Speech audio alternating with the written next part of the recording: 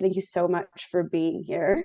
Super excited to talk to you guys a little bit about social media and how to utilize it, and what kind of to keep in mind when you are building up a social media presence while doing science communication. Real quick, as Laura said, I will be taking questions at the end, but feel free to put them in a chat or write them down somewhere so you don't forget them. And we'll take about 10-15 minutes at the end to answer any questions. I wanted to quickly say, if you do hear any noise in the background, specifically barking, that's my dog. And so I apologize for that. My husband is taking care of him, but he is a bit of a mama's boy. So he might want a little bit of that. Real quick, Laura, I'm trying to share my screen and it just says host disabled participant screen sharing. So if I could have that, and then we can get started. But yeah, very excited to talk to you guys about social media. There we go. Wonderful. All right. Seems like you all can see this page, which is fantastic. So we're going to go ahead and get started. So as Laura said, hi, my name is Melissa. Most people call me Melly, so feel free to call me whatever. And you might have seen me either on social media or any of the platforms mentioned below, either featuring my work, talking about me, or that I've actually written for. So it's a pleasure to be here and help you guys learn a little bit more about how best to use social media for science communication that's inclusive and also diverse. Now, real quick, a lot of people might be like, all right, this is my first foray into what science communication is, what social media is. Melissa, what is science communication? And one of the definitions that I really enjoy of science communication is the following: the process of sharing scientific information with non-expert audiences in a clear, engaging, accessible manner. It really encompasses a wide range of activities aimed at bridging that gap between the scientific community and the general public. I don't think I really need to delve into the fact that science is still very much seen as something up in an ivory tower that seems very inaccessible, due to jargon, due to paywalls, due to culture of science really gatekeeping people out of it. And so as a science communicator, one of our primary jobs is to form a bridge between this ivory tower and the rest of the world, to let people know what is actually going on in our world, what discoveries are being made, how that impacts them, and let them have a bit more of that science background so they can make the best informed decisions of their life. Now, you may be wondering, all right, that sounds great, but why does it matter? Let's go a little bit more into it. So effective science communication is essential for several reasons. First, public understanding. So it helps improve public understanding of scientific concepts, research findings, their relevance to everyday life. By making complex ideas understandable and relatable, science communication really promotes informed decision making and critical thinking skills, something that has been noticed to have been dropping in the past couple of decades. Trust and credibility. So transparent and accessible communication really fosters trust between scientists, institutions, and the general public. It really enhances the credibility of scientific research institutions, of scientific research as a whole, which is really crucial in addressing societal challenges and, of course, influencing policy decisions. And finally, engagement and participation. So engaging communication encourages the public to engage with science. Surprise, surprise. And that inspires curiosity and enthusiasm for discovery. It inspires and encourages dialogue, collaboration, participation in scientific endeavors, which then lead to a more scientifically literate society. Now, before the age of social media, science communication was mostly kind of in the hallowed halls of conferences and scientific institutions. And so social media has kind of burst everything open. It has transformed the landscape of science communication, offering a sort of unprecedented opportunity for outreach, engagement, and collaboration. With billions of users worldwide, social media provides a really powerful platform for scientists and science communicators to reach diverse audiences in real time.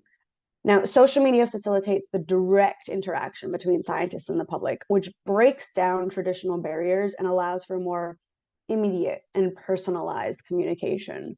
And it enables the dissemination of scientific information through various formats, and that includes texts, images, videos, any other sort of like interactive content, which we haven't really seen before on some other platforms that we've used to share science communication. So not only that, social media platforms also serve as hubs for scientific discourse, networking, and collaboration. I don't know about you guys, but some of the best collaboration that I've had done is through social media. A lot of the friends that I've made in the science field is through social media. So that is another effect of being on social media and doing science communication. It really provides channels for sharing research findings, discussing emerging trends, building communities around shared interests. So if you really think about it, social media plays a really vital role in democratizing science communication, which empowers individuals and organizations to engage with audiences on a global scale.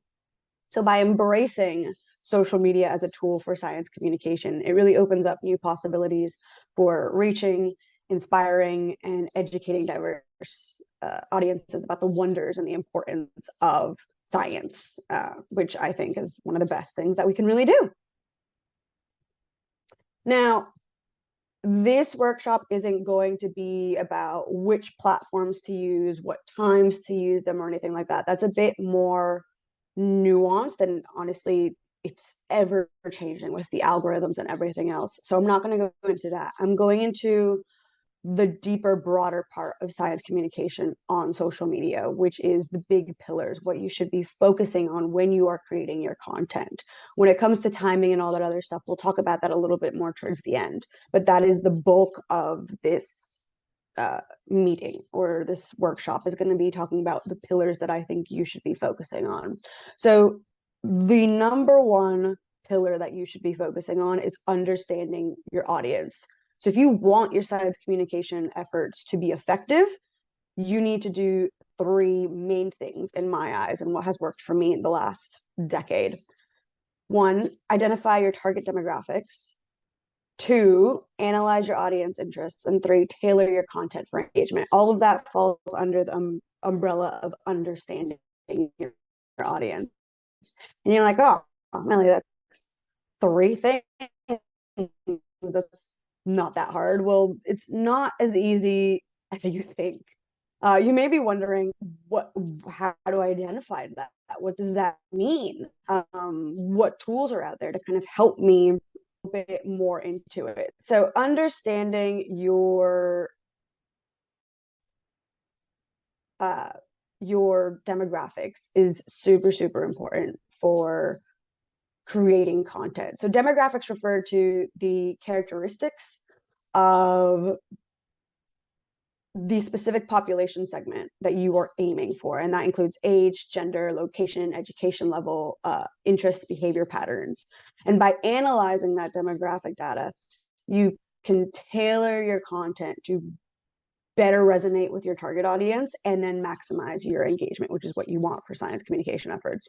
So let's go first into age and gender. So age and gender are fundamental demographic factors that significantly influence the preferences, the interests, and the communication styles of your audience. So for example, content that is tailored for a younger audience might use trending memes, TikTok videos, slang, while content aimed at older demographics is probably going to prioritize more formal language and in-depth explanations.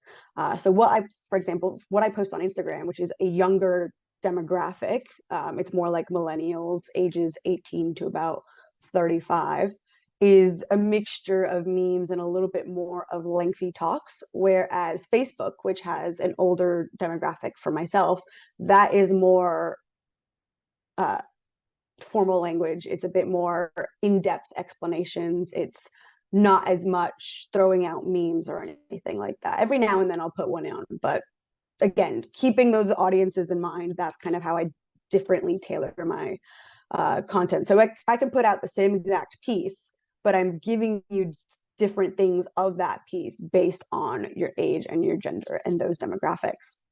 Location is also another good one, which a lot of people don't realize. So understanding the geographical location of your audience can help you create content that's relevant to their local context. So you might want to consider incorporating region-specific references, events, issues, languages, if you know them, into your post to really enhance the relevance and connection to your audience. Education level. So the educational background of your audience really impacts their familiarity and understanding of scientific concepts and terminology. The stats and the data that has come out on the average reading age of a US citizen or a person who's living in the States is around 7th to 8th grade.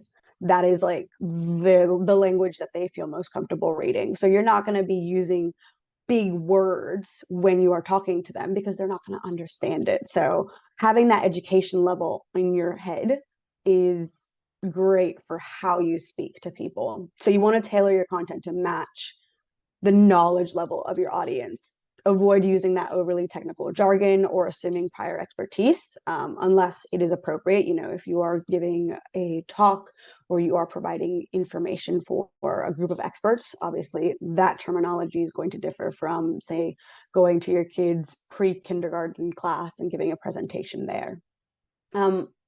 When I do say tailoring your content to match the knowledge level of your audience, that doesn't mean dumbing anything down. You don't ever want to dumb anything down because people are inherently smart. You want to give them that credit. So it's just tailoring your language so you don't have any unnecessary jargon in there. Now, finally, interests and behavior patterns. So analyzing the interests and behavior patterns of your audience can really provide valuable insights into their preferences and their engagement habits. So identifying common themes, topics, activities and incorporating those into your content strategy really increases relevance and appeal. So one thing that I do is constantly host polls on my social media of 3 or 4 different topics saying, what do you guys feel like learning about next? And people will vote on them. Or on a 411 sort of topic where I talk about a specific animal, in the comments I'll say, all right, this is like this week's animal. What is the next animal you want me to focus on? And people have given me animals, which then gives me content for another couple of weeks.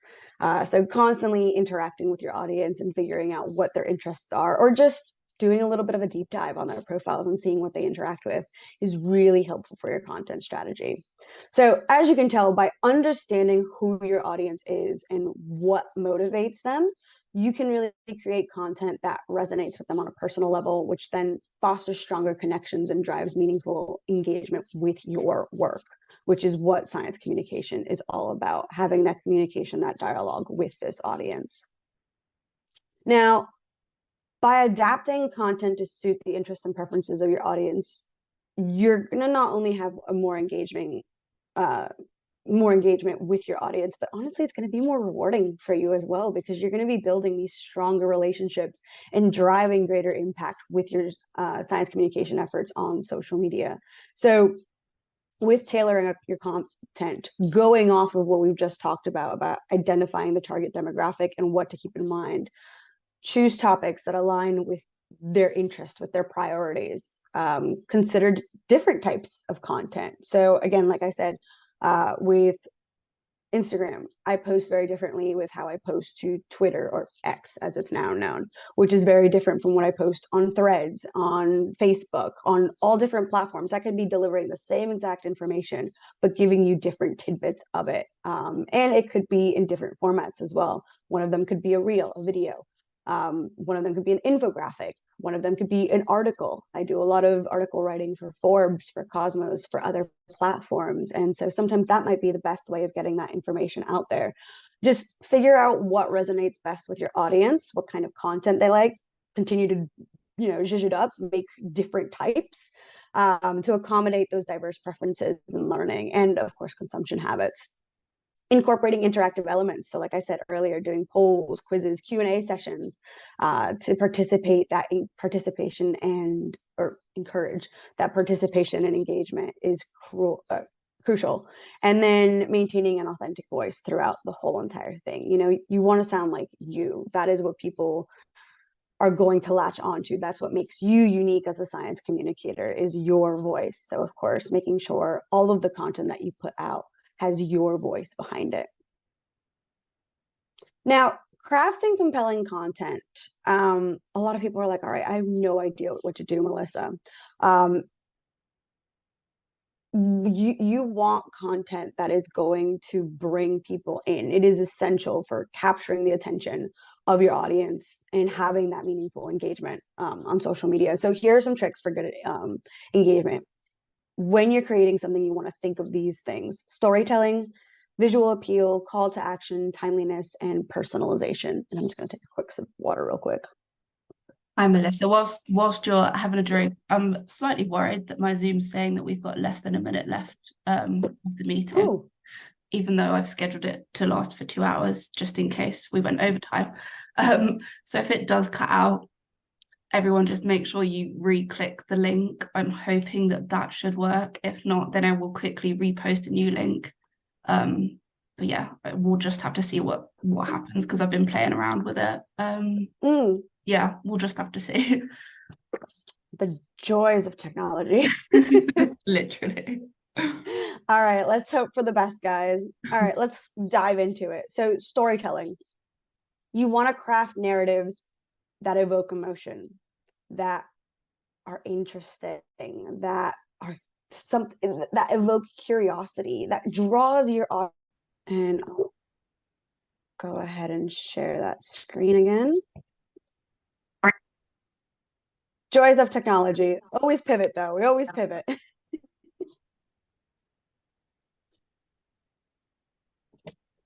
Yeah, I'm not sure why that happened, because I'm sure we have a premium account, but sometimes Zoom just loves to act up. It's, again, joys of technology. yeah, literally. I haven't used Zoom in ages as well, so that probably doesn't help. Mm. All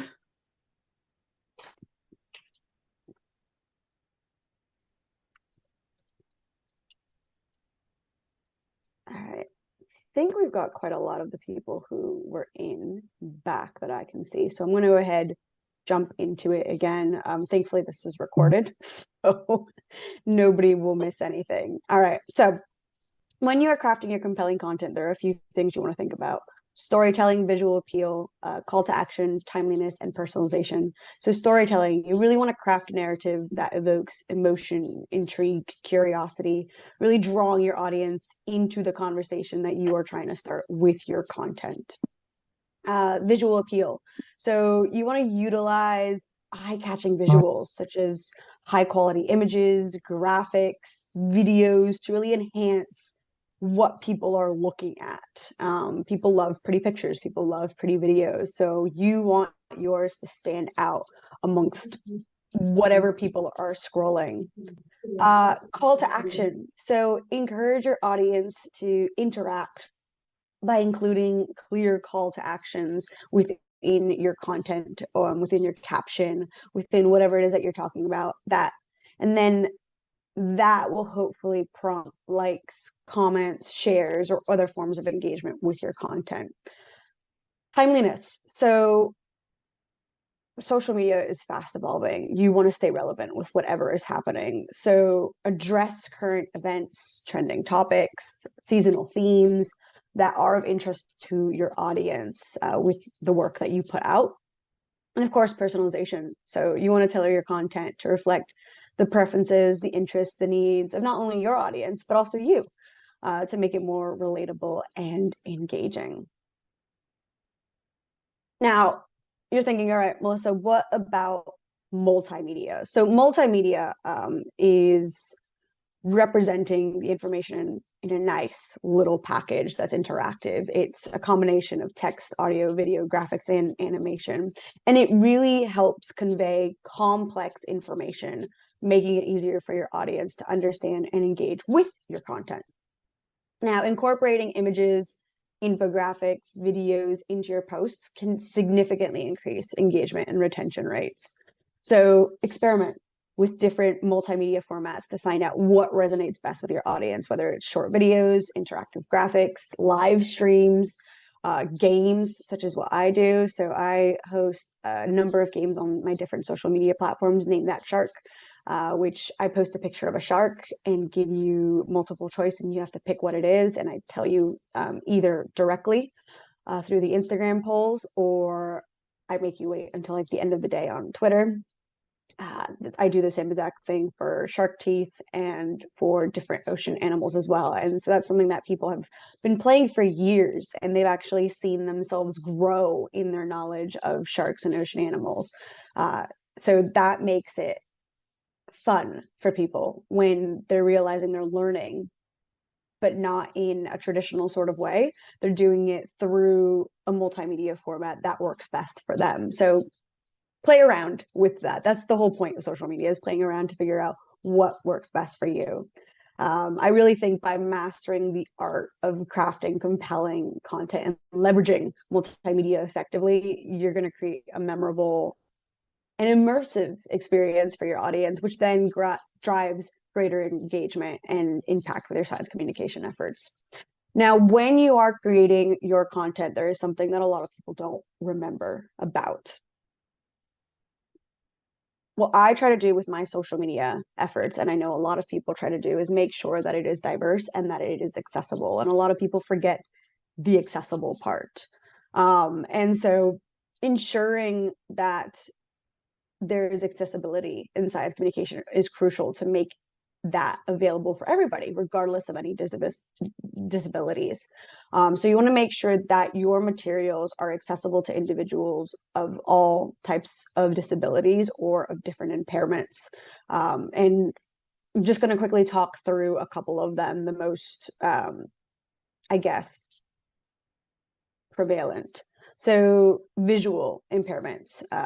An easy way to make sure that your work is accessible is by providing alternative text, alt text, for all images that are used in presentations or in documents. So alt text describes the content and the function of images, which then enables screen readers to convey the information to individuals who are blind or have low vision. You might have seen that in quite a few different platforms. They now do have the option to include alt text in your work, or if they don't, sometimes you can write it in the caption what it is. Using high contrast colors and clear legible fonts to enhance readability for individuals with visual impairments. And of course, avoiding relying solely on visual elements to convey information. Sometimes charts, graphs, diagrams with descriptive text helps ensure comprehension by all audience members. And you've got hearing impairments. So for something like this, you want to make sure that you've got captions or subtitles for all audio content, such as videos and recorded presentations. Captions really provide a textual representation of spoken dialogue and sound effects, which then makes the content accessible for individuals who are deaf or hard of hearing. And I don't know about you guys, but there are some times where I've been to some presentations where I'm sitting in the way back and I cannot understand what the person is saying. So I would love to learn what they're talking about, but I can't. You sort of wish that you had captions in real life, but it doesn't work that way. So when you can provide captions, definitely try to. You can also, if you have any videos, make sure that they're accompanied by synchronized scripts or transcripts, which then provides a written record of that spoken content. And transcripts really allow for individuals with hearing impairments to follow along the presentation or video, or just to read that. What happens if you're not into videos? You might just want to read the transcript and get that information that way. One disability that I see a lot of people not pay as much attention to when it comes to their content is motor disabilities. So you want to design presentation slides and documents with keyboard navigation in mind as well. So ensure that all sorts of interactive elements such as hyperlinks and buttons are accessible via some sort of keyboard command, which then makes it easier for individuals with motor disabilities to navigate the content. So you don't want a tiny little link on one corner of the page. You want a big link for people to be able to easily press no matter what their motor capabilities are. You also want to be able to provide ample time for audience members to interact with the interactive materials or participate in discussions. So that really goes for allowing individuals with motor disabilities to catch up and actively engage in this communication process and in the dialogue, essentially. So for a lot of the videos, you don't want just a slide of 2 seconds. You want it maybe 5 seconds. And the nice thing with Reels and with TikTok is that it does allow you to play the videos over and over again. So you kind of get a little bit of context. And for some of them, you can actually pause them as well. And you even have prompts for that on your content saying, hey, hold to read or pause to read or rewatch again. Just have options for people to be able to interact with your content in multiple ways. And then, of course, cognitive disabilities. So presenting information in clear and organized manners using simple language and concise sentences to avoid any kind of confusion and really aid in the comprehension of what it is that you're saying. Breaking down complex concepts into smaller, more digestible segments really allows individuals with cognitive disabilities to process that information more easily. And then, of course, providing multiple formats for accessing your information, such as the text, the audio recordings, the video, to accommodate those diverse learning preferences. And you may be wondering, all right, how do I know if my content is accessible? So before finalizing any communication materials, you can conduct accessibility tests. There are a few assistive technologies out there, such as screen readers and keyboard navigation tools, that will help identify and address any accessibility barriers to ensure that your content is usable by individuals with disabilities. And you can also seek feedback from individuals with disabilities or accessibility experts to really identify the areas of improvement for your work. So it's going the extra mile, but it is making it so that your content is more inclusive. So we've done the content creation. We've targeted our audience. We're pumping stuff out. It's accessible. It's inclusive. Now what? Now we get to the fun, tricky part, which is the navigating the challenges and the misinformation that's out there. So as a science communicator, you are going to get misconceptions. You are going to get controversial topics, and it is up to you to address those with care, with maintaining accuracy in your communication. And that helps build trust and credibility with your audience. And for me, the things that I always try to keep in mind when I am dealing with misinformation, with controversies, is making sure my response is clear, concise, and constructive. Now, these are the three things that I kind of focus on when it comes to dealing with misconceptions. So, number one, you really want to identify the prevalent misconceptions within your field, and that varies depending on what sector of science you're talking about. And you want to address them in your content. So how you go about doing that, you conduct research to identify those common misconceptions that exist within your field. And that could be either a deep dive into what your field is looking at and seeing, oh, a lot of people think this. Let's go ahead and talk about this. I'll give you an example. I'm a shark scientist. Probably one of the biggest misconceptions about sharks is that they eat people. So one of the misconceptions I regularly have to talk about is, no, sharks do not target people, and talk about why shark bites happen, how rare shark bites are, know that there's no such thing as a rogue shark, and talk about that myth. So it's identifying that common misconception and any other popular myths and misunderstandings within my field, and then addressing that. And tailoring your content, again, specifically to target those misconceptions, using that clear and accessible language to explain why they're incorrect. Going down with providing clear and concise explanations backed by scientific evidence. So present evidence-based explanations that debunk myths and clarify misunderstandings. You really want to draw on credible scientific research and data. and break down any complex concepts into, again, digestible segments. And provide references, links to reputable resources where your audience can find additional information and verify any debunked myths as well. And then, of course, using those engaging visuals.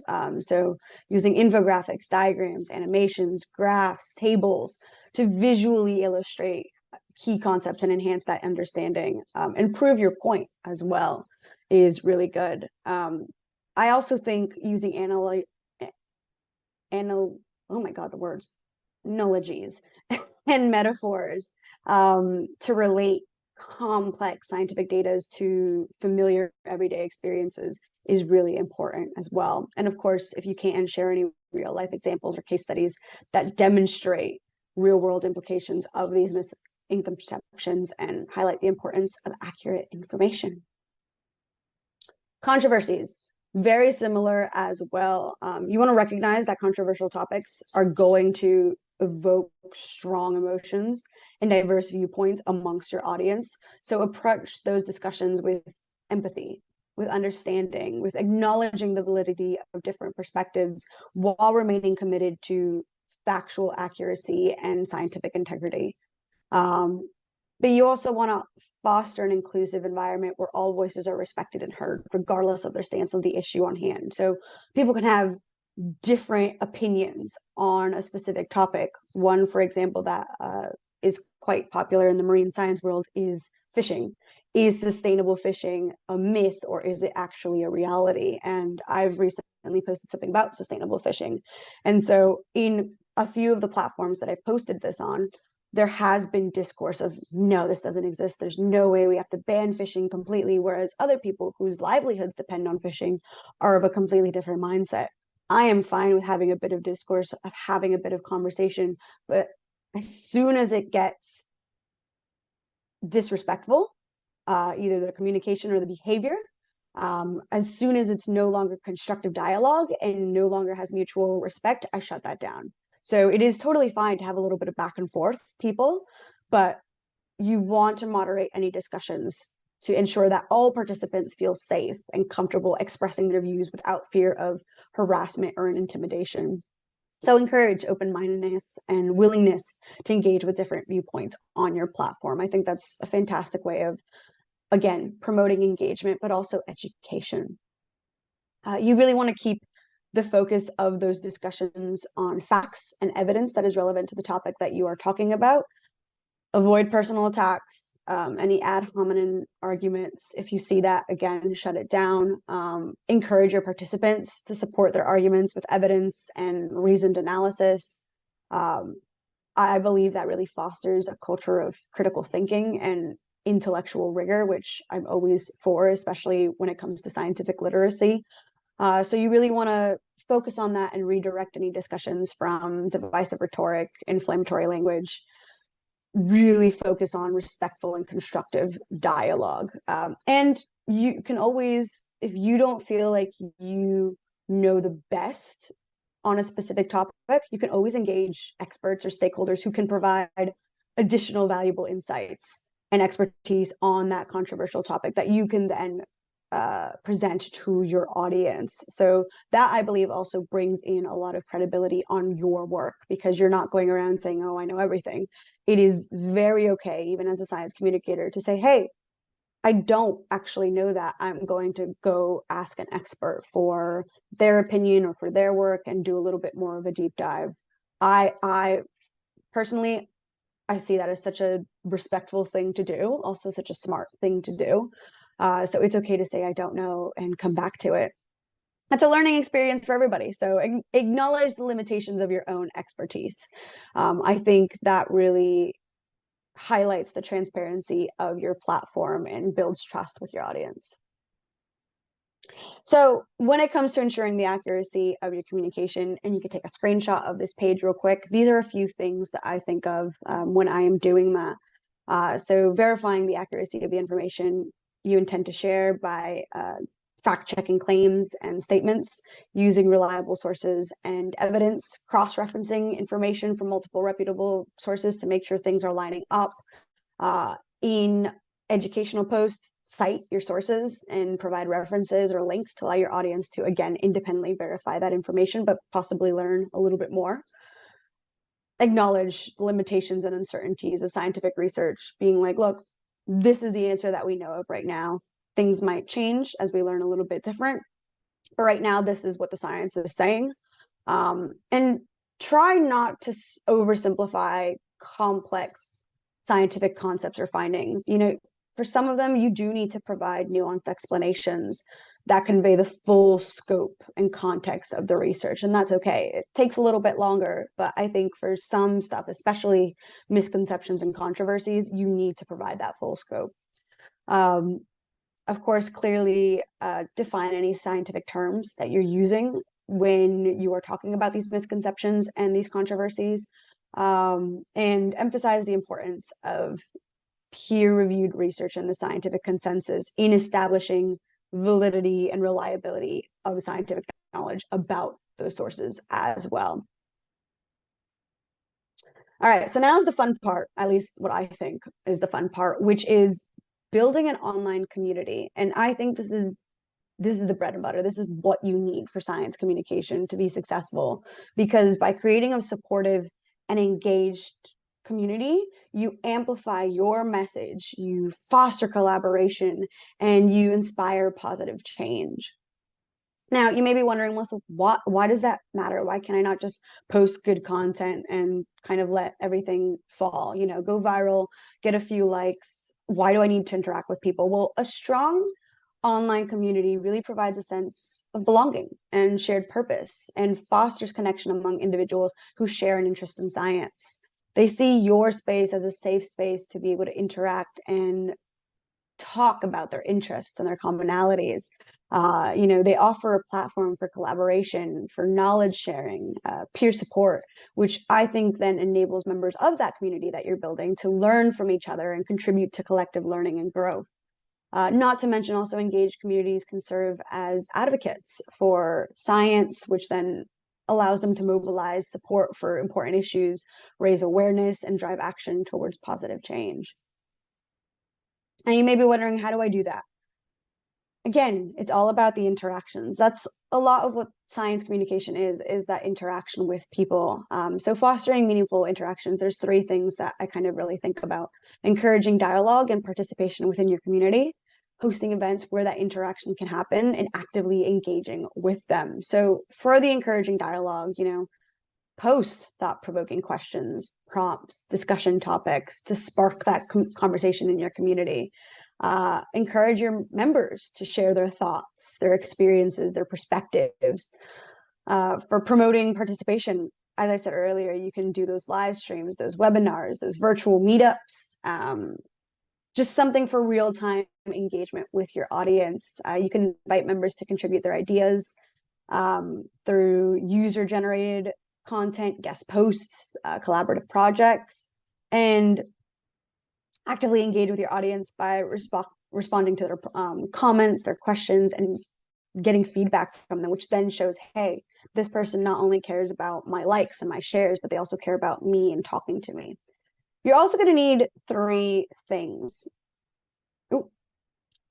TCE, transparency, consistency, and expertise. So these are three pillars that I use to establish trust and credibility within my community.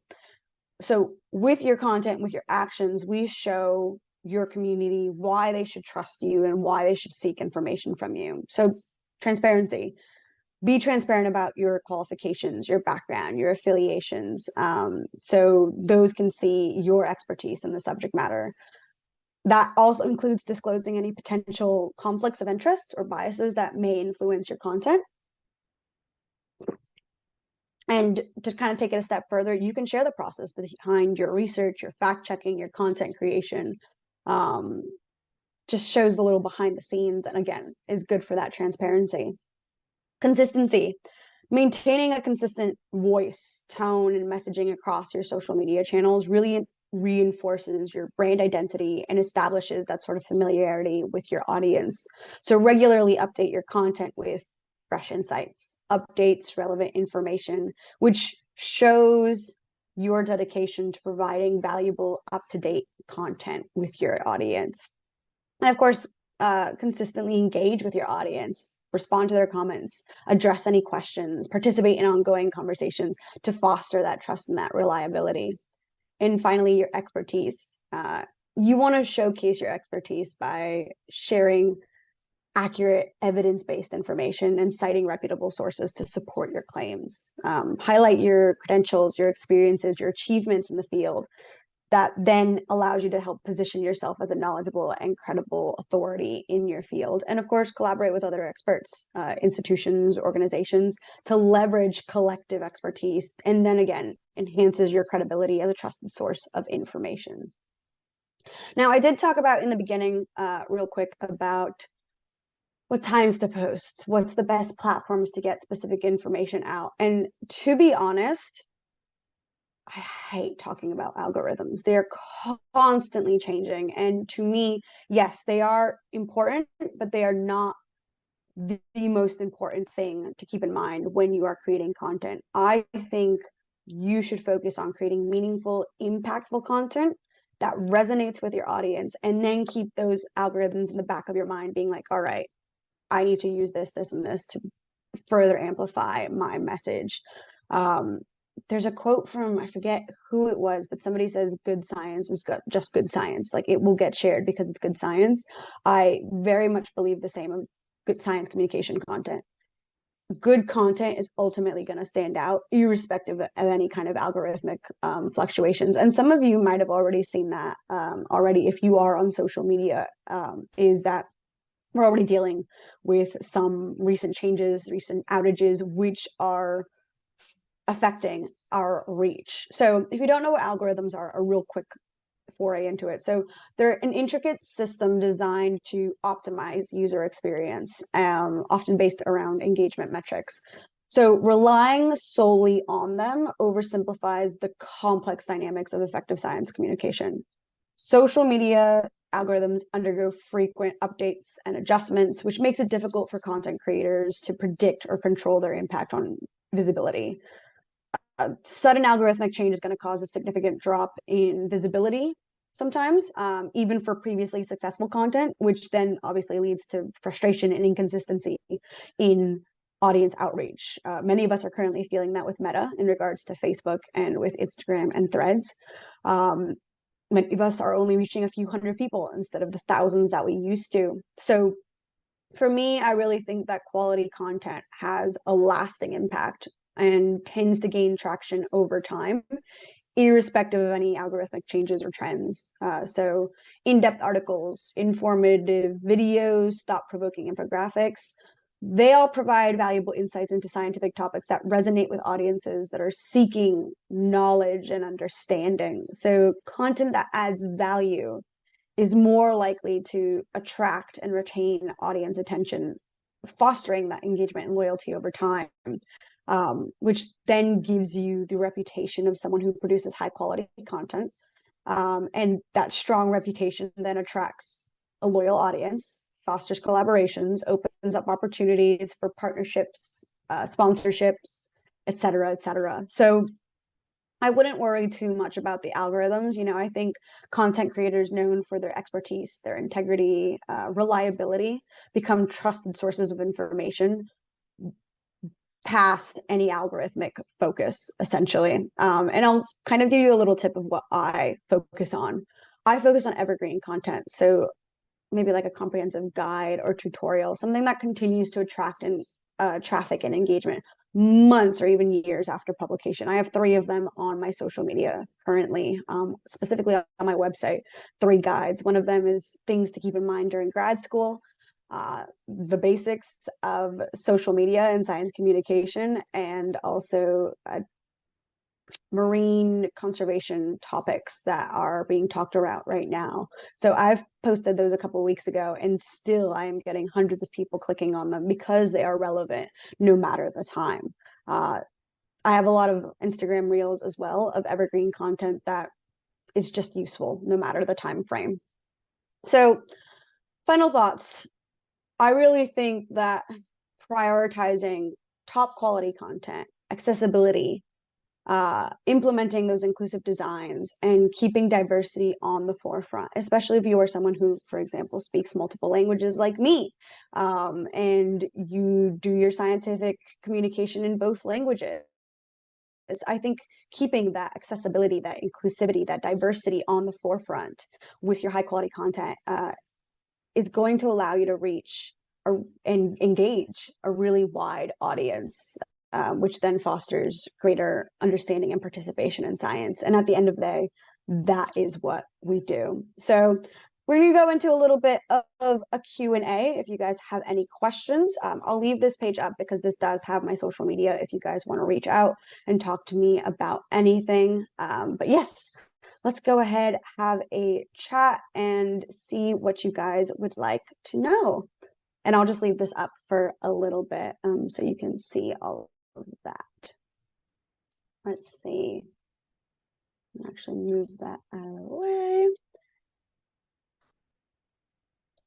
And I apologize if I butcher your name ahead of time. It is very early for me in Australia. I haven't even had my coffee. This is just water.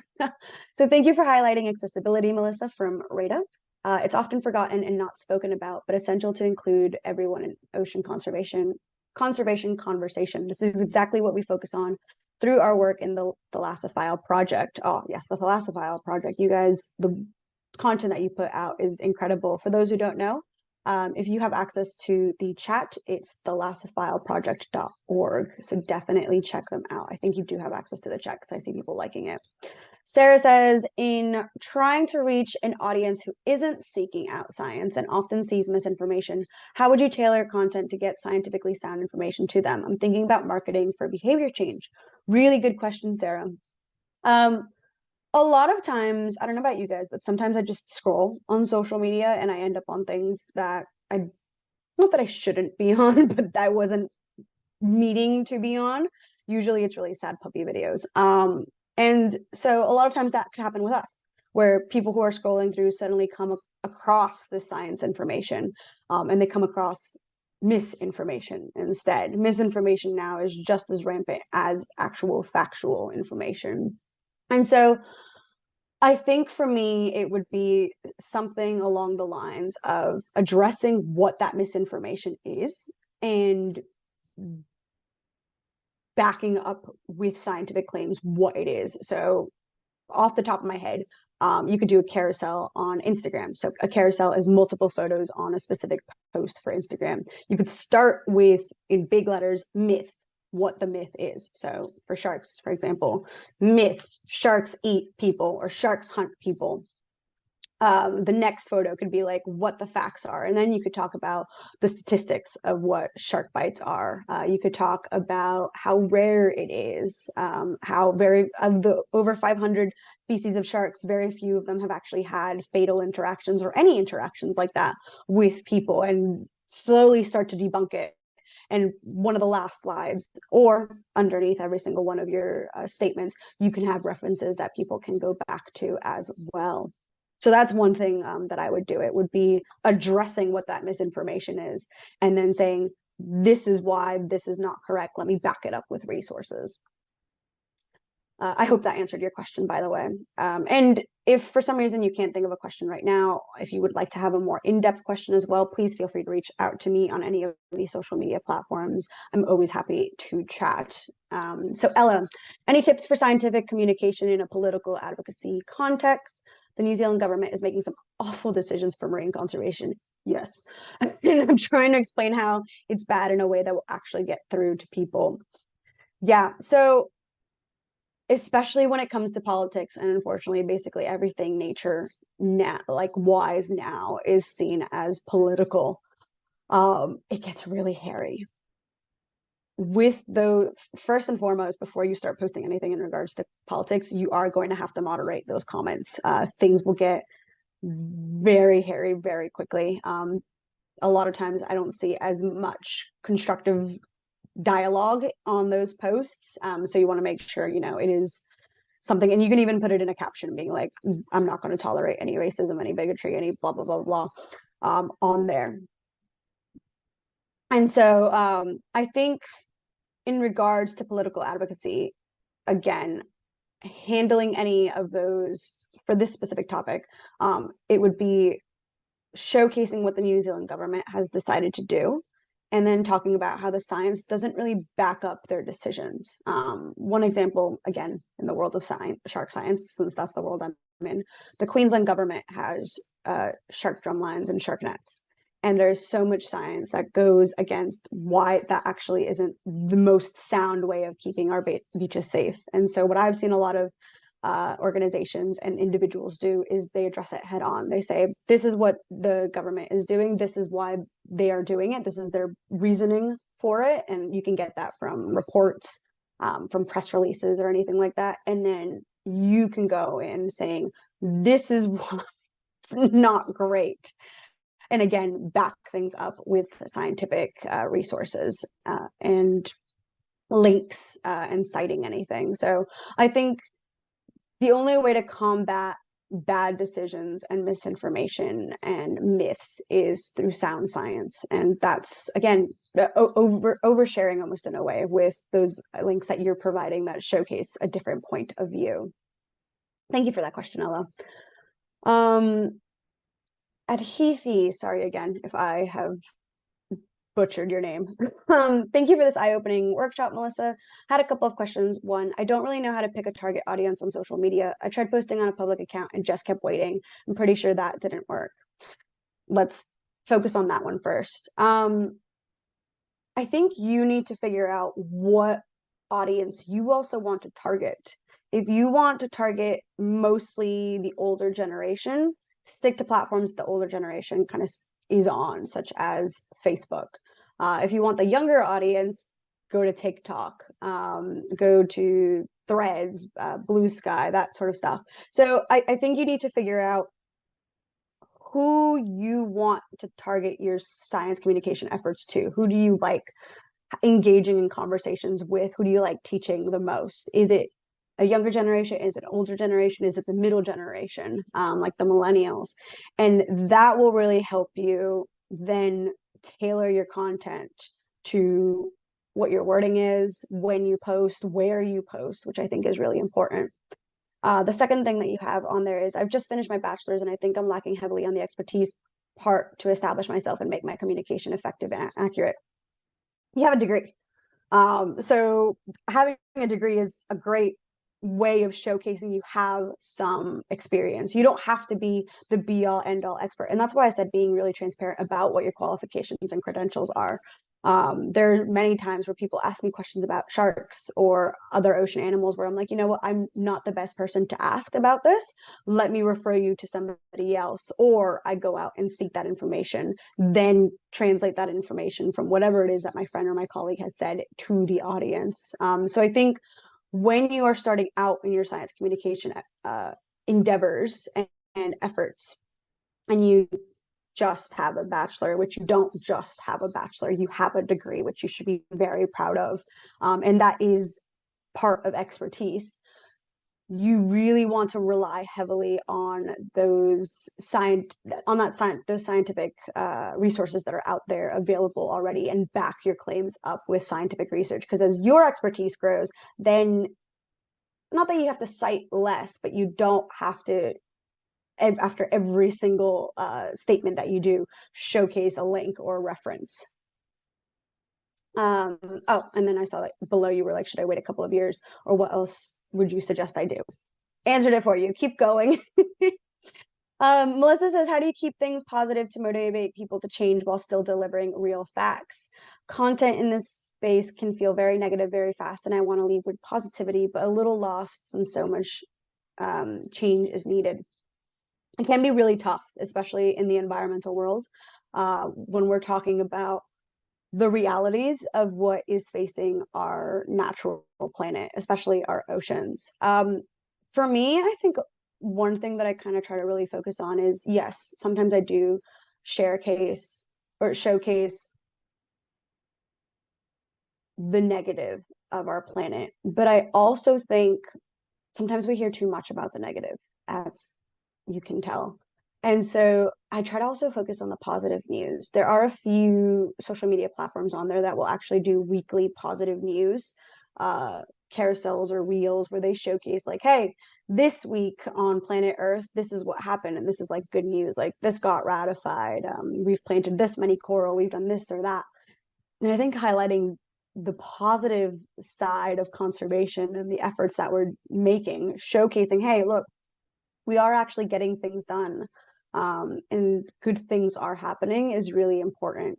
I don't think you should cut out the negative completely because, you know, we don't want to sugarcoat the state of our planet, but I do think balancing it with a bit of positivity is beneficial. And I don't know about you guys, but I work with some incredible people, not just science communicators, but other scientists who are working really, really hard to make some incredible changes to our planet. And so they bring me a lot of hope for what the future holds. And I talk about that quite a lot on social media, that yes, a lot of times things seem absolutely dire, but I know there are people working towards solutions, and that gives me hope. So maybe putting that in there also helps. And also showcasing, you know, little decisions and actions that we do every day do matter.